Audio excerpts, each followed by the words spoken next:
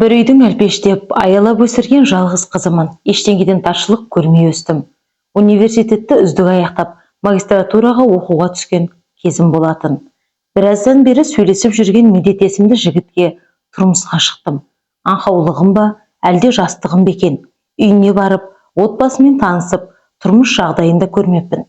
Тек сезімнің жетегіне еріп кете бердім. Ол кезде Медет бір байдың баласын мектепке таситын жүргізушісі болатын. Дәл бұлай болар деп ойламаған едім. Күйеуім 23 жаста.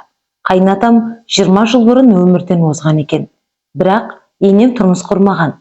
Араққа тәуелді болып шықты.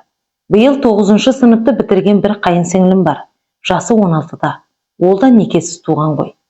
Осы жағдайдан кейін атамның туыстары араласпай кеткен екен. Медет нағашыларының қолында өсіпті. Үйленетінде сол кісілерге айтқан көрінеді. Бірақ нағашылары өз жұртың бар, әкеңнің әруағынан ұят болар дегенді алға тартып, келінді өзінің анасы тұрған үйге түсірген дұрыс деп шешіпті. Ескі үй, қабырғалары сөгіліп тұр. Әрбір жерінде ғана қызғылтым бояуы қалған ағаш еден.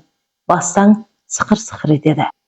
Терезелеріне әртүрлі шұрық тесігі бар шүберектерді тұтып қойған. Ол шүберектердің ашылмағанына да біраз уақыт болса керек. Үй қап-қараңғы әрі суық. Дүниелерінің бәрі ескі құсқы. Өмірде осындай жағдайлардың орын алатын біреу айтса сенбес едім. Ал оның бәрі менің басымнан өтіп жатқанына аңтаңмын. Есіктен аттағаннан ақ ата-анамды жерге қаратқанымды түсіндім. Өз-өзімді қатты кінәладым. Өз еркіммен келдім деп хат жазып, хабаршыдан беріп жібердім. Әкем жалғызының кеткеніне қатты қиналып, біраз күн ас ішпей, ешкіммен сөйлеспей жатып қалған екен. Жалғызымды қолдан ұзатар едім ғой дей берсе керек. Медет қашып кеткенім жөн деп шешкендіктен мен келіскен едім. Ол өз жағдайын білген соң солай айтқан екен. Енем құдалық жайын ойламады да. Өліден қорықтым, әйтеуір нағашылары өлтіріп апарып берді. Оған да рахмет. Осылайша тегін кеткен қыз атандым. Ата-анамның алдында ұятты болдым, оларды да ұятқа қалдырдым. Ата-анам туыс туғанға тіке қарай алмады. Той дегенді атамай-ақ қояйын. Одан үміт те жоқ еді. Медет беташардың ертесі жұмысына шығып кетті. Әлі есімде, жалғыз өзіме залға төсек салып берді. Бір тышқан төсектің астынан жүгірген бойы шкафтың астына кетті. Бірдеңелерді сықырлатып жүр. Ал ұйықтай алсамшы. Ол аздай түрлі ойға батып жылап жатырмын. Таңата көзім ілініп кеткен екен. Шықылдаған торғай үні оятып жіберді. 2 күн дегенде Медет келіп алып кетті. Екеуміз пәтер іздедік. Қаланың шет жақтарынан арзан-құрзан жер үйлерді аралап жүрміз. 9 сыныптан кейін кәсіптік мектепке оқуға түскен қарындасы да бізбен бірге тұрмақшы. Оның бар шығыны да бізге артылды. Біраз пәтер араладық. Қалтамызға ыңғайлысы оңайлықпен кезіге қоймады. Медет жалақ алмайтын. Бастығымен солай келіскен. 3 жыл балаларын тасса, көлік өз меншігіне өтеді. Оның әлі 2 жылы бар. Бос уақытында көлікті өз игілігіне пайдаланады. Сонымен біраз ақша жасап, күн көрмек ойымыз бар. Қосымша менің шәкіртақым бар. Ұзыннан ұзақ салынған пәтерлер, ортасын бір бөлмеден бөле берген. Не қоршауы жоқ. Алдында үлкен үй тұр. Сірә осы пәтерлердің иесі болар. Есігін қағып едік, бір жас келіншек шықты. Мән-жайды түсінген соң пәтерлерін көрсете бастады.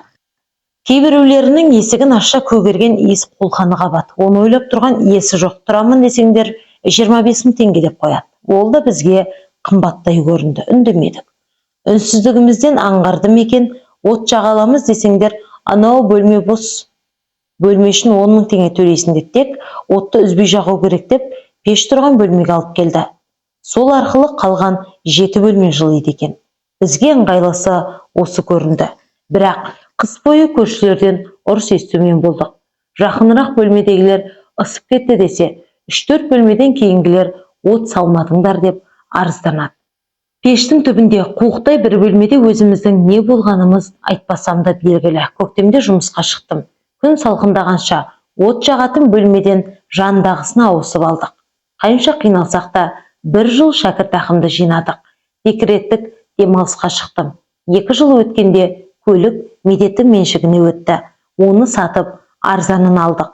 Бар ақшамызды қосып қаланың маңынан жер сатып алып 2 бөлмелі үй салдық. Енемді қолымызға алдық, оның өзі бір хикая. Жалғыз өзі тұрып жүріп үйренген кісімен тұру қиынның қиын екен. Оны жазсам, бір том кітап болады-ау. Қазір бір-бірімізге үйренісіп кеттік. 3 жыл тұрған соң 2 бөлмені 5 бөлмеге кеңейттік. Кейіннен 2-ші қабатын көтердік. Медет саудамен айналысып жүр. Мен мектеп директоры лауазымына дейін көтерілдім. 2 ұл, 1 қызымыз бар. Аллаға шүкіршілік етемін. Қанша қиналсақ та, біздің отбасымызда жаға жыртысқан жанжал болып, жылап, үйіме барып көрген емеспін. Кейде жоқшылықтан қиналғанда достарымен араласа алмаған кезде, бұлай өмір сүргенше кәрі қыз болып жүргенім жақсы еді деп жылап алатынмын. Бірақ онымды медетке көрсетіп, еңсесін түсірген емеспін. Көтеріп тұрып құлатады өмір, күлдіріп тұрып жылатады өмір. Етегің толып еңіреген кезде, қайтадан өзі жұбатады өмір. Үмітіңді үзіп түңіле көрме, құлап барып та гүл атады өмір.